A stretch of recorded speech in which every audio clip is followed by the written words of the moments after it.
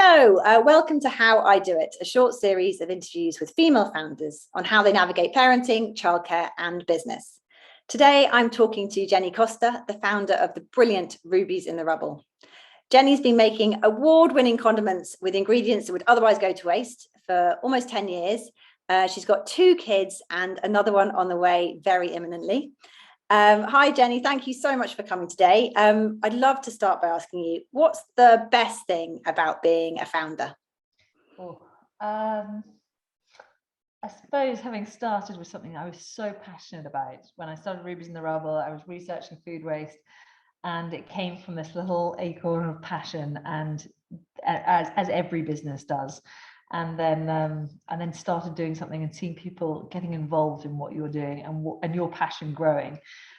So for me, it's definitely the onboarding of other people and other people joining us, taking a risk to be part of Rubies in the Rubble and be part of that growth. And of course, I still get that buzz of like our ketchup sitting on a shop shelf. But I think it's driving your own passion and something that you've been so fortunate to be able to do, that you can run with your dreams. That's brilliant. And you started Rubies before you were a parent. Now you have 2 and almost 3 children. What's the biggest challenge about being a founder and a parent? Oh, I'm imagining everyone will say this, but time. I just feel like there's never enough time, and you're passionate about both.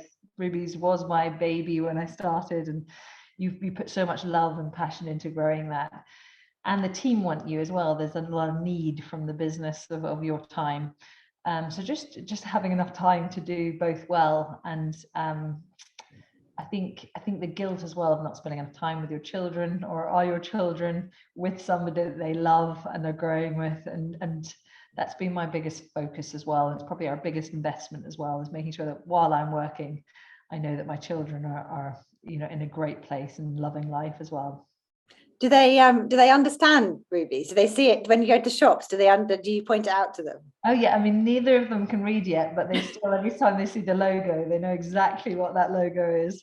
And they're branded up to the max as well. Poor children with their walking logos with hats and everything. Fantastic. I love the idea of children as billboards at all times. It's wonderful. Fantastic. And just sort of flipping slightly, thinking about female founders, you've raised rounds of investment.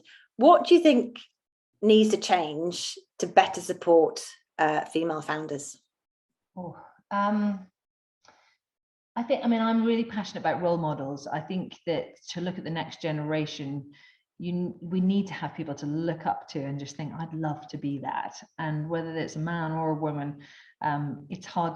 You want someone that you can relate to. And so seeing somebody that is a woman and it has just smashed through different ceilings, I find really important. I think as a mother as well, though, I think the improvement on a very basic thing, but statutory maternity and paternity leave, I see for hiring people, it's very hard as a small business to do that fairly, but also for females in the workplace, it's really hard to be a mother and to run a business. And I think it can't just come from the businesses constantly. I think there's got to be a change in that statutory maternity leave, so a small business can navigate that flip that comes with a lot of females as they hit, as they build a family, and they're still so passionate to work. Like, how do you make that work?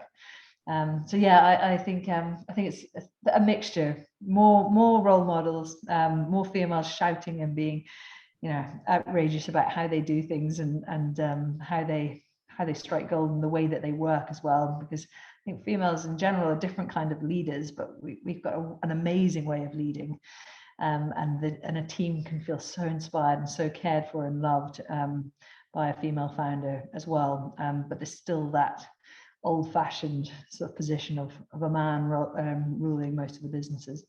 So it's a bit of time as well, and more people coming in. More of that time, absolutely. That's a really lovely answer. And your thought on role models. I mean, you are a role model yourself. How have you found role models? Have you got any tips for people in terms of kind of networking, communities, or to find those role models? Yeah, I think there's masses of different role models out there, and masses of different female female groups or female founded groups, there's often as well, there's been an amazing amount of press on females doing different things. So there's a lot of work being undertaken. I think it's more for children to feel like they can believe and do anything. I studied maths, which was a very male dominated class at university. But I think I imagine sort of my sister was in geophysics, and you sort of go into the sciences, and getting somebody so excited of thinking, of course I can do exactly what I'm passionate about as I grow up. And it's been done before. I think that's brilliant. I think, and that's another interesting point. I think when you become a parent, you become even more aware of the importance of role models and being able to see what you can do, have that around you. Fantastic. Thank you, Jen. I've got one question left, which is, what tips would you give to other female founders or entrepreneurs to be on how you, from your own experience, of how you've navigated being both a parent and a founder? I think, first of all, if you've got something that you're really passionate about and something on your heart that you can't let go, just to go for it full-heartedly. Life's too short, and really, if it fails, let it fail fast. Throw your all into it, and at least you've tried it, and you can rest that itch as well. Other things as well, like keeping your eye on the big picture. I think it's so easy as a founder to get so tied up in what's happening now, but to really constantly think, where am I going and how do I need to get there? There's 100 things that I could be doing today, but what are the 1 or 2 things that I need to be doing today?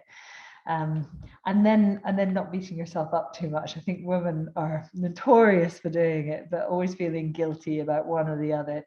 And just making sure that you spend your time in the most wise way, whether that's with family or with that's driving a passion. What a lovely answer. And again, that word time coming up, rounding that off really nicely. Time is incredibly precious. I think you're right. For founders who are parents as well, time is just the main thing you're constantly thinking about. So I really love how you brought that through all of your answers. Thank you so much, Jenny. As I mentioned to start with, we're doing a few of these interviews this week, so please tune in for more insights from female founders. Thank you. Thank you, Sarah.